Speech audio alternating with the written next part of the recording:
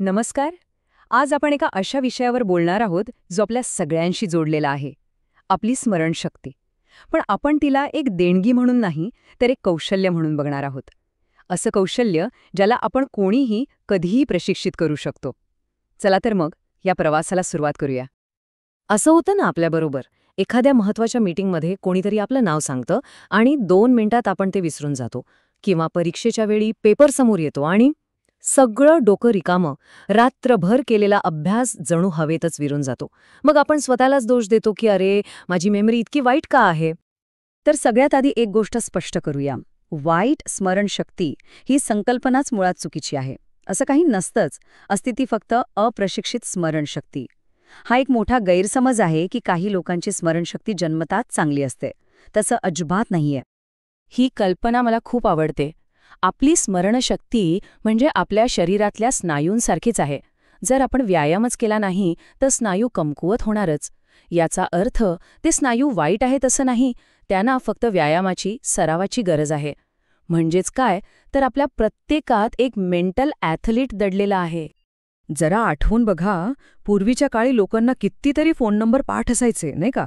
पण आता सगळं काही मोबाईलच्या कॉन्टॅक्ट लिस्टमध्ये आहे.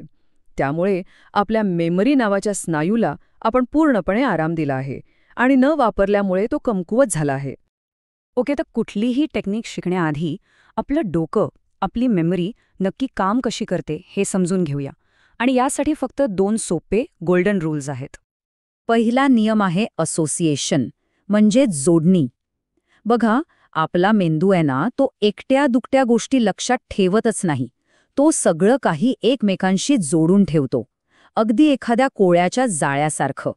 प्रत्येक धागा दुसऱ्या धाग्याशी जोडलेला असतो. म्हणून मग पुढच्या वेळी जेव्हा काही नवीन शिकाल, तेव्हा फक्त ऐकून सोडून देऊ नका. स्वतःला विचारा, अरे, हे ऐकून मला काय आठवतंय? किंवा हे माझ्या कोणत्या जुन्या आठवणीशी मिळतं जुळतं आहे? ही सवय खूप महत्वाची आहे.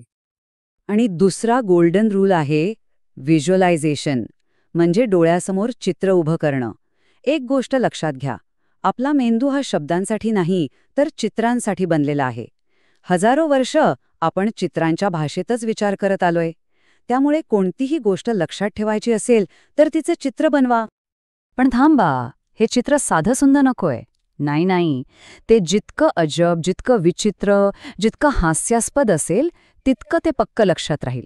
म्हणजे समजा आपल्याला ब्रेड, अंडी आणि दूध लक्षात ठेवायचंय.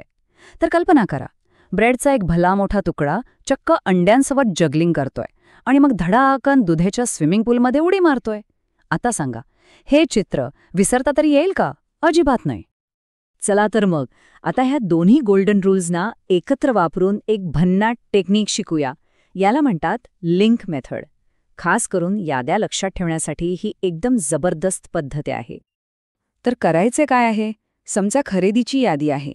केळं, साबण, बटाटे, पेन. पहिली गोष्ट आहे केळं. आता कल्पना करा की साबणाऐवजी आपण चक्क केळ्याने आंघोळ करतोय. विचित्र वाटतंय ना? आता दुसरी गोष्ट आहे साबण. तर इमॅजिन करा की एका मोठ्या साबणाच्या वडीतून बटाटे उगवतायत. आणि तिसरी बटाटा. तर आपण एक बटाटा सोलतोय आणि त्याच्या आतून काय निघतंय? एक पेन. बघितलं? केळं, साबण, बटाटा, पेन. एक विचित्रशी साखळी तयार झाली. हीच आहे लिंक मेथड. लिंक मेथड तर भारी आहेच, पण आता आपण बघणार आहोत मेमरी टेक्निक्सचा बाप. ही पद्धत इतकी पॉवरफुल आहे की प्राचीन काळातील मोठे वक्ते आणि आजचे वर्ल्ड मेमरी चॅम्पियनसुद्धा हीच पद्धत वापरतात. हजारो गोष्टी अगदी क्रमाने लक्षात ठेवण्यासाठी.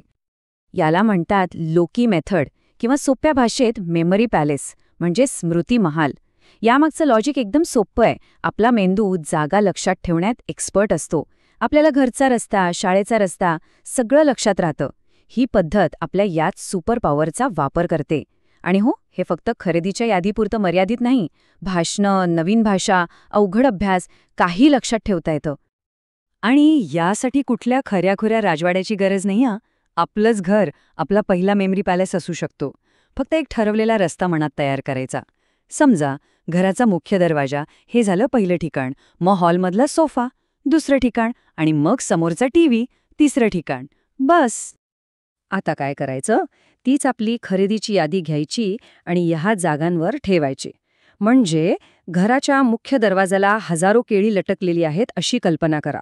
मग पुढे सोफ्यावर एक भला मोठा साबण आरामात बसून टीव्ही बघतोय. आणि टीव्हीचं काय, तर टीव्हीच्या स्क्रीनमधून चक्क बटाट्यांचा धबधबा कोसळतोय. झालं. आता जेव्हा यादी आठवायची असेल तेव्हा फक्त मनातल्या मनात या रस्त्यावरून एक चक्कर मारायची. दरवाजा, केळी, सोफा, साबण, टीव्ही, बटाटे. किती सोपं आहे बरं. आपण लिंक मेथड बघितली, मेमरी पॅलेस बघितला, पण या सगळ्या टेक्निक्सच्या मागे एक अशी गोष्ट आहे ज्याशिवाय हे सगळं, अगदी सगळं निरुपयोगी आहे. एक मूलभूत गोष्ट. काय असेल ते थोडा विचार करा. कोणतं असं एक कौशल्य आहे जे या सगळ्याचा पाया आहे? ते आहे फोकस, म्हणजेच लक्ष केंद्रित करण्याची क्षमता. आजच्या जगात हे किती अवघड आहे नाही का? मोबाईल नोटिफिकेशन, सोशल मीडिया, आपलं लक्ष सतत खेचलं जाते. पण खरं सांगायचं तर फोकस हीच आजच्या काळातली खरी सुपर पॉवर आहे. आपल्या मनाची सगळी शक्ती एकाच ठिकाणी गोळा करणं. आणि हो, मल्टीटास्किंग नावाचा जो प्रकार आहे ना, तो एक मोठा भ्रम आहे. एकाच वेळी 100 गोष्टी करण्याच्या नादात आपण एकही गोष्ट धड करत नाही. आपलं लक्ष विभागलं जातं आणि मेमरीमध्ये काहीच नीट सेव्ह होत नाही. मग यावर उपाय काय? तर एक सोपं तंत्र आहे, पोमोडोरो. 25 मिनिटं, फक्त 25 मिनिटं. दुसरं काहीही न करता एकाच कामावर फोकस करा आणि मग 5 मिनिटांचा ब्रेक घ्या. हा फोकस वाढवण्याचा एक उत्तम व्यायाम आहे. एक गोष्ट कायम लक्षात ठेवायला हवी. फोटोग्राफिक मेमरी किंवा उत्तम स्मरणशक्ती ही काही एका रात्रीत मिळणारी गोष्ट नाहीये. ही कुठली जादूची कांडी नाही. हा एक सराव आहे, एक प्रवास आहे. आपल्याच मनाच्या अमर्याद शक्तीला ओळखण्याचा एक प्रवास. म्हणूनच आपण आपल्या स्मरणशक्तीचे बळी नाही आहोत. अरे माझी मेमरीच खराब आहे असं म्हणून चालणार नाही. आपणच तिचे निर्माते आहोत. आपण तिला जसं घडवू, जसं ट्रेनिंग देऊ, तशी ती बनेल. सगळा कंट्रोल आपल्या हातात आहे. शेवटी आपली स्मरणशक्ती म्हणजे काय कम्प्युटरची हार्ड ड्राईव्ह नाही जिथे फक्त डेटा साठवला जातो. नाही. ती तर एक क्रिएटिव्ह स्टुडिओ आहे, एक कलादालन आहे. आता प्रश्न फक्त इतकाच आहे की ह्या आपल्या स्टुडिओमध्ये आपण कोणती अप्रतिम कलाकृती तयार करणार आहोत.